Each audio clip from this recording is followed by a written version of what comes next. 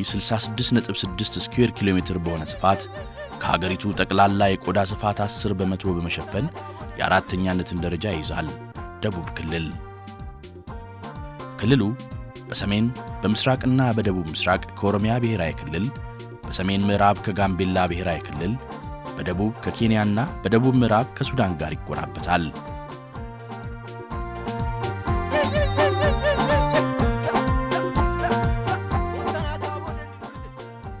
ሁሉም አይነት መልክዓ ምድራዊ ገጽታ ባለቤት የሆነው የደቡብ ክልል ከ10 እስከ 28 ዲግሪ ሴንቲግሬድ የሚደርስ አማካይ የሙቀት መጠንና ከ400 እስከ 2200 ሚሊ ሜትር ዓመታዊ የዝናብ መጠን ያገኛል።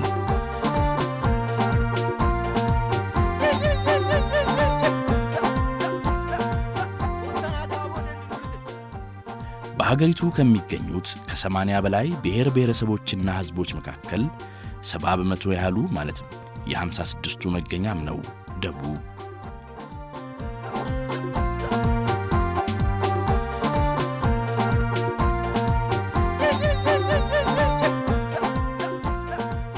በ1999 ዓ.ም በተደረገው ሀገራዊ የሕዝብና ቤቶች ቆጠራ መሠረት የክልሉ ሕዝብ ብዛት 15,042,531 ነው። በዚህ መረጃ መሠረትም ከጠቅላላ የሀገሪቱ ሕዝብ 20.4 በመቶ በዚሁ በደቡብ ክልል ይኖራሉ።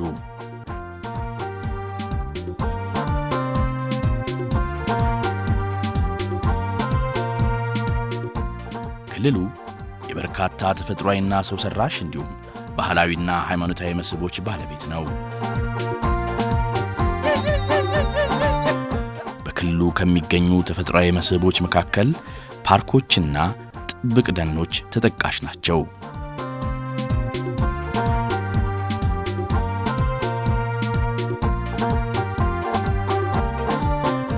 በሀገሪቱ ከሚገኙት 16 ፓርኮች መካከል 7ቱ የሚገኙት በዚሁ በደቡብ ክልል ነው።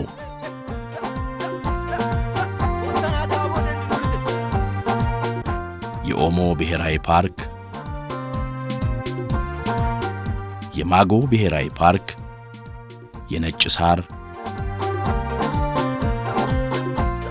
የማዜ እና የጨበራ ጩርጩራ ብሔራዊ ፓርኮች በቱሪስት መዳረሻነት የሚጠቀሱ ናቸው።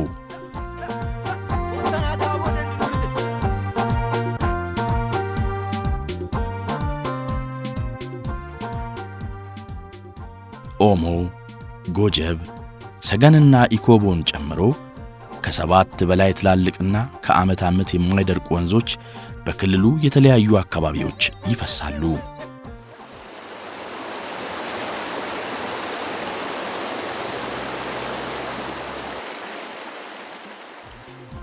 እነዚህ ወንዞችና የሚፈጥሯቸው ረዣዥም ፏፏቴዎች ከክልሉ ተፈጥሯዊ መስህቦች ጥቂቶቹ ናቸው።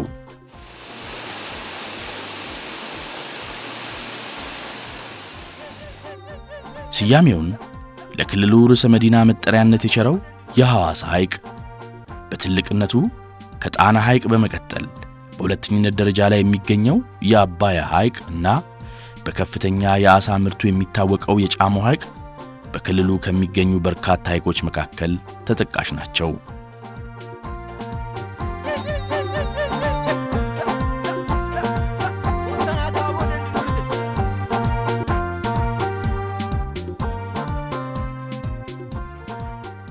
እነዚህ ሐይቆች ከሚሰጡት የዓሣ ምርት በተጨማሪ ወደ ክልሉ ለሚመጡ ቱሪስቶች እንደ ዋነኛ የመዝናኛ ስፍራ በመሆን እያገለገሉ ይገኛሉ።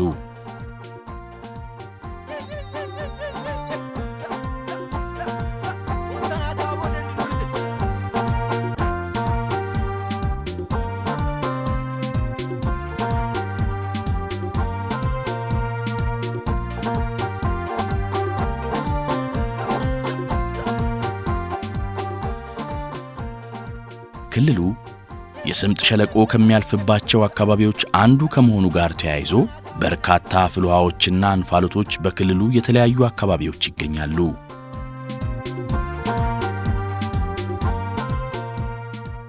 አላባ ልዩ ወረዳ የሚገኘው አርቶ እንፋሎትና ፍልውሃ፣ በስልጤ ዞን የሚገኘው የአሹቴ ፍልውሃ፣ በኛንጋቶም ወረዳ የሚገኘው የሎክላን ፍልውሃ እንዲሁም በሲዳማ ዞን የሚገኙት የወንዶ ገነት፣ የበርቂቲና የጊዳቦ ፍልውሃዎች በአብነት ይጠቀሳሉ።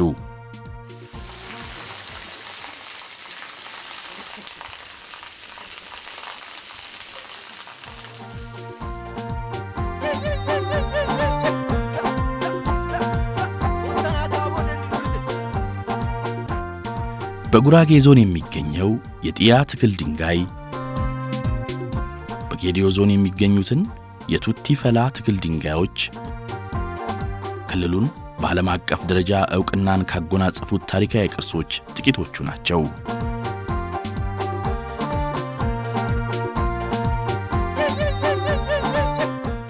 ጠለቅ ያለ ጥናትና ምርምርን የሚጋብዙ በርካታ ሰው ሰራሽና የተፈጥሮ ዋሻዎች እንዲሁም የድንጋይ ካቦችም በክልሉ የተለያዩ አካባቢዎች ይገኛሉ።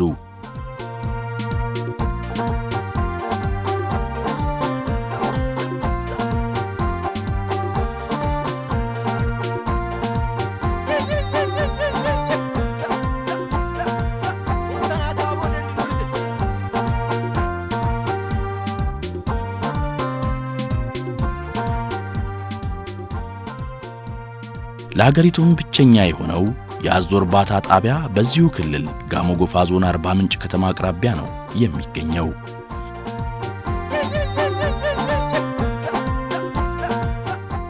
አንድም አዞዎቹን ከሚጎበኙ ቱሪስቶች፣ በሌላ በኩልም ለውጭ ገበያ ከሚቀርበው የአዞ ቆዳ ሽያጭ ከፍተኛ ገቢ በማስገኘት ላይ ይገኛል።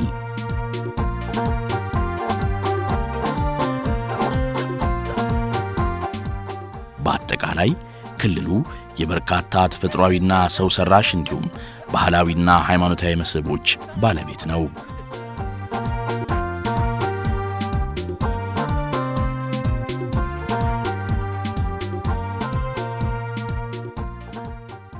እነዚህንና ሌሎች የክልሉን መስህቦች ለመጎብኘት በርካታ ቱሪስቶች ወደ ክልሉ ይመጣሉ።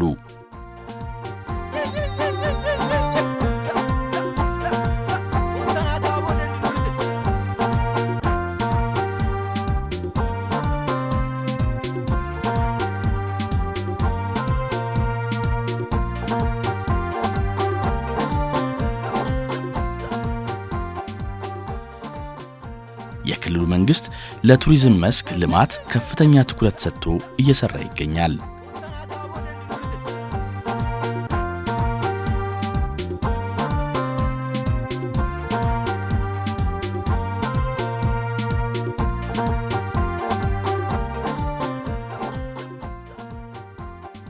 ከጥቂት ዓመታት ወዲህ በቱሪዝም ዘርፍ አበረታች ለውጦች እየተመዘገቡ ወደ ክልሉ የሚመጡ ቱሪስቶች ቁጥር እየጨመረ ከዘርፉ የሚገኘው ገቢም እያደገ መምጣቱን መረጃዎች ይጠቁማሉ።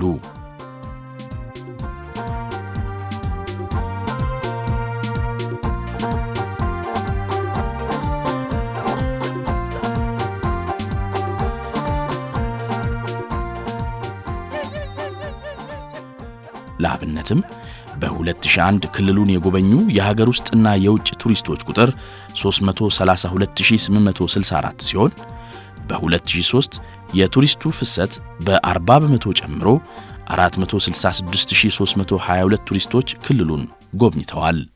I am coming from Europe, from Belgium, and we are staying here with 7 tourists. It's a very nice people, it's a very nice country, and you are very, very kindly. I'm from Washington State. I've arrived in Ethiopia on the 7th of November. I'll try to encourage my family to come. So I'll try to encourage everyone to come. ኢትዮጵያ በጣም ቆንጆ ነው። በጣም እወዳለሁ። አዋሳ አሪፍ ነው። ኢትዮጵያ ውስጥ ደቡብ፣ ሰሜን፣ ደናክል ሙሉም ቦታ በጣም very special ነው። የመጀመሪያ አገር የአፍሪካ መጀመሪያ አገር ከቱሪዝም እዚህ ብዙ ካልቸር ላይ ብዙ ሰው በጣም ቆንጆ ሰው ግን አሁን ትንሽ ቱሪስት እዚህ ታንዛኒያ 2 ሚሊዮን ቱሪስት ኢትዮጵያ 100,000 ለምን በእኛ ደረጃ አሁን እየሰራን ያለ ነው አንደኛ ያሉንን መስህቦች በከፍተኛ ደረጃ በመሰረተ ልማትና የውስጥ አቅማቸውን የማጠናከር ስራ እየሰራን ከዛም ባሻገር ደግሞ በተለይ የፕሮሞሽን ስራ ገበያ ማፈላለግ የማርኬቲንግ ስራ ደግሞ አጠናክረን የምንሄድበት ሁኔታ ነው ያለው የዚህ የጂቲፒ እቅዳችንን እናሳካ ብለን ስንል የቱሪስት ቁጥር በከፍተኛ ደረጃ መጨመር አለበት ብለን ስንል እንግዶችን ማስተናገድ የምንችልበትንም አቅም የዛን ያክል ማጠናከሩ አንዱ ትልቁ ስራችን ነው የሚሆነው ከዚህ አንፃር በየዞኑ በየከተማው የተዘጋጁ ለሆቴሎችና ለሎጆች ግንባታ እንደውም ደግሞ ለመኝታ ቤቶችና ለተለያዩ ለቱሪስት አገልግሎት ሰጪ ተቋማት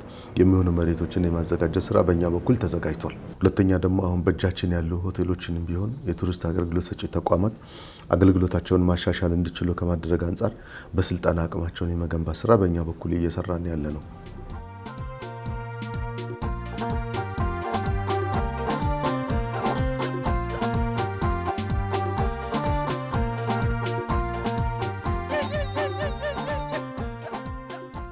በ2001 ከዘርፉ የተገኘው ገቢ 26 ሚሊዮን 379640 ብር ሲሆን በ2003 ገቢው ከ3 እጥፍ በላይ ጨምሮ 93 ሚሊዮን 718 ሺህ ብር ገቢ ተገኝቷል። የዚህን ዓመት አጠቃላይ የቱሪዝም ፍሰቱን እንኳን ብናይ በአንደኛ ሩብ ዓመት በአጠቃላይ ወደ 84639 ቱሪስቶች ክልሉን ጎብኝተዋል። የሀገር ውስጥና የውጭ ቱሪስቶች ማለታችን ነው። ከዚህ ውስጥም ወደ 25 ሚሊዮን ብር አካባቢ ገቢ ተገኝቷል ማለት ነው። ይህ ከአምና ተመሳሳይ ወቅት ጋር በምናይበት ጊዜ በተለይ ከቱሪስት ፍሰት ጋር ተያይዞ የ16 በመቶ እድገት ነው የታየው ካለፈው ዓመት ጋር ሲነጻጸር የተገኘውን ገቢ ቢታይ ደግሞ ካለፈው ዓመት በተከተመሳሳይ ወቅት ጋር ደግሞ ስናስተያይ የ72.6 በመቶ እድገት ነው የታየው።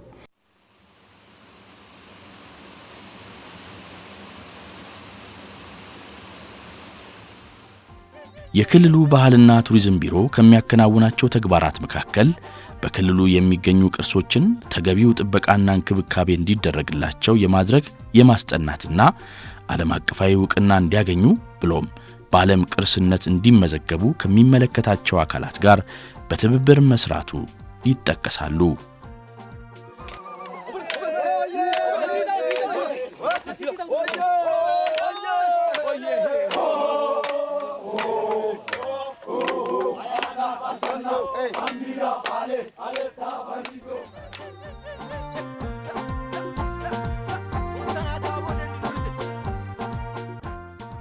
በቅርቡ ለሀገሪቱ 9ኛው ለክልሉ ደግሞ 3ኛው የዓለም ቅርስ ሆኖ የተመዘገበው የኮንሶ መልክዓ ምድር ያገኘው ዕውቅና የዚሁ ጥረት አካል ነው።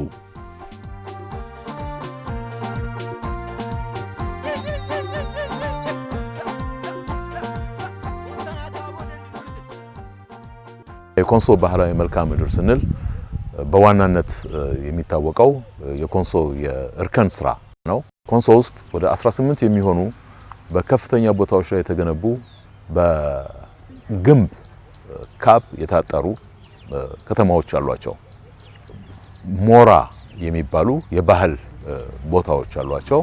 በእነዚህ ሞራዎች ውስጥ ፓፍታ የሚባሉ የጋራ የሆኑ በህብረተሰቡ ውስጥ ያሉ ወጣቶች የሚያድሩባቸው ቦታዎች ቤቶች አሏቸው እና በባህል የተጠበቁ ጫካዎች አሏቸው። እነዚህ ጫካዎቻቸው የባህላዊ መሪዎቻቸው መኖሪያ ናቸው። ሲሞቱ የሚቀበሩባቸው ቦታዎች ናቸው እና እነዚህ ሁሉ ናቸው በ235 ስኩዌር ኪሎ ሜትር ቦታ ላይ ያረፈው ባህላዊ የኮንሶ እርከን ከተማው፣ ጫካው እና ስርዓቱ ይሄ ትክል ድንጋይ ማቆሙ የመሳሰሉት ሁሉ አንድ ላይ ሆኖ ነው የኮንሶን ባህላዊ መልክዓ ምድር የፈጠሩትና በዩኔስኮ ዓለም አቀፍ ቅርስ ውስጥ ሊስት ውስጥ በቅርስነት አውትስታንዲንግ ዩኒቨርሳል ቫልዩ አላቸው ተብሎ እጅግ የላቀ ሁለንተናዊ ፋይዳ ዓለም አቀፋዊ ፋይዳ አላቸው ተብለው የተመዘገቡት። አንድ ቅርስ በዓለም ቅርስነት ተመዘገበ ሲባል ደግሞ ያንን ቅርስ ተከትሎ የሚመጡ የቱሪስት እና የምርምር ስራዎች ደግሞ አሉ። ለነዚህ ደግሞ ሰፊ እድል ነው የሚፈጥርልን። ስለዚህ የቱሪስቱን ፍሰት በከፍተኛ ደረጃ ይጨምራል። በዛ አካባቢ ባለው ሀብት ደግሞ ያንን ሀብት ተከትሎ ደግሞ በርካታ የምርምር ስራዎች ደግሞ ይመጣሉ። በዛም ደረጃ ደግሞ እንደ አካባቢም እንደ ክልልም እንደ ሀገርም ተጠቃሚዎች ነን። ሰፊ የኢንቨስትመንት አማራጮች ያሉበት በቀጥታ ወደ ሥራ የሚያስገቡ ምቹ ሁኔታዎች የተመቻቹበት እንዲሁም በአጭር ጊዜ ውጤታማ የሚያደርጉ የኢንቨስትመንት ማበረታቻዎች የሚደረጉበትም ክልል ነው ደቡብ።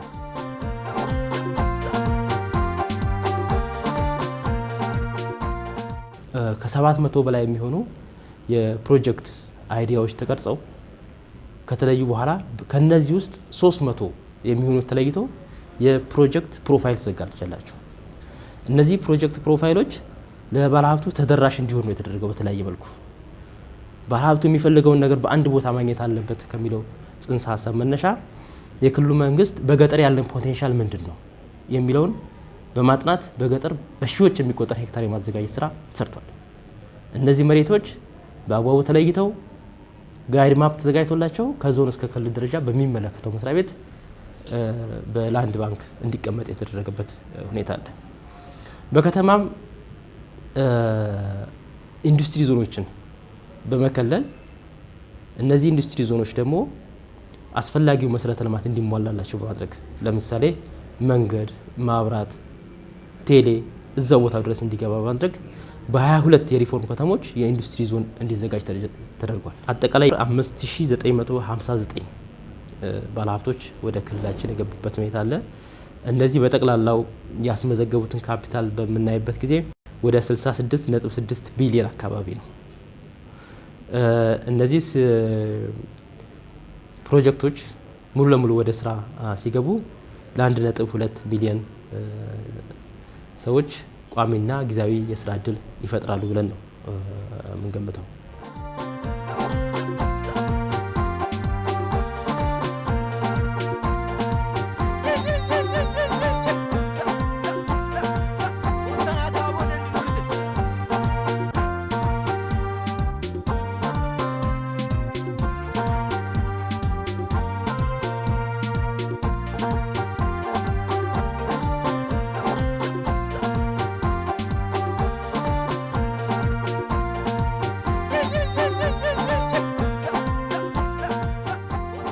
በክልሉ 14.8 ቢሊዮን ብር ካፒታል ያስመዘገቡ 1501 ባለሀብቶች በግብርናው ዘርፍ ፍቃድ ወስደው አብዛኞቹ ሥራ ጀምረዋል። እነዚህ ፕሮጀክቶች 70785 ቋሚና 231640 ጊዜያዊ የሥራ ዕድል የሚፈጥሩ ናቸው።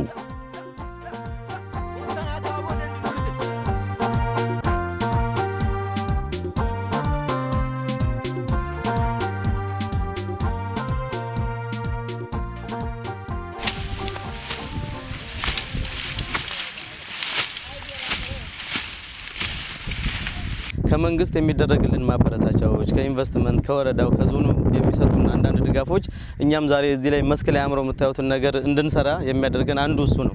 ምክንያቱም መንግስት ለኢንቨስትመንት የሰጠውን ቅድሚያ ቦታ እኛም ተጠቅመን ዛሬ ትርፋማም ሆነን ሰራተኞቻችንን ተጠቅመው እንዲኖሩ የምናደርገው ከዛ መነሻነት ስለሆነ ከመንግስት የሚደረግልን ድጋፍ በጣም አበረታችና በጣም እኛንም ሊያሰራን የሚችል ነገር ነው።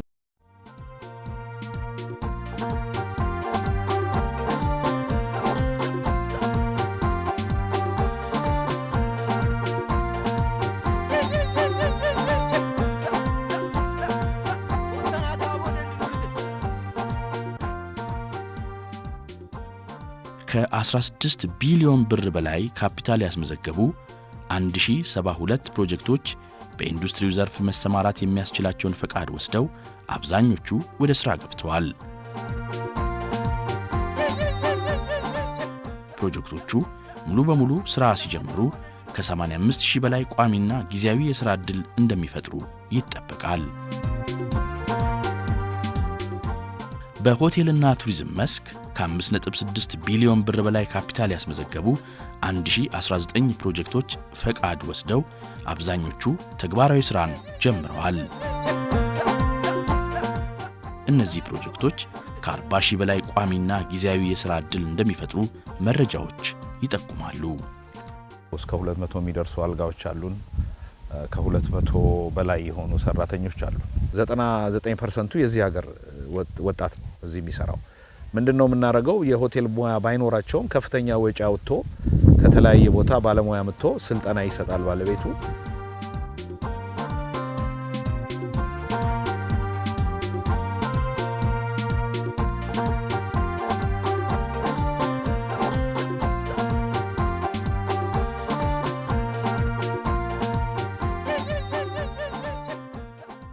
የክልሉ መንግስት በክልሉ በማንኛውም መስክ ለማልማት ለሚመጡ ባለሀብቶች ያላንዳች ውጣ ውረድ ወደ ፈለጉበት ሥራ መሰማራት የሚችሉበትን ቅድመ ዝግጅቶች አጠናቆ አልሚ ባለሀብቶችን በመጠባበቅ ላይ ይገኛል።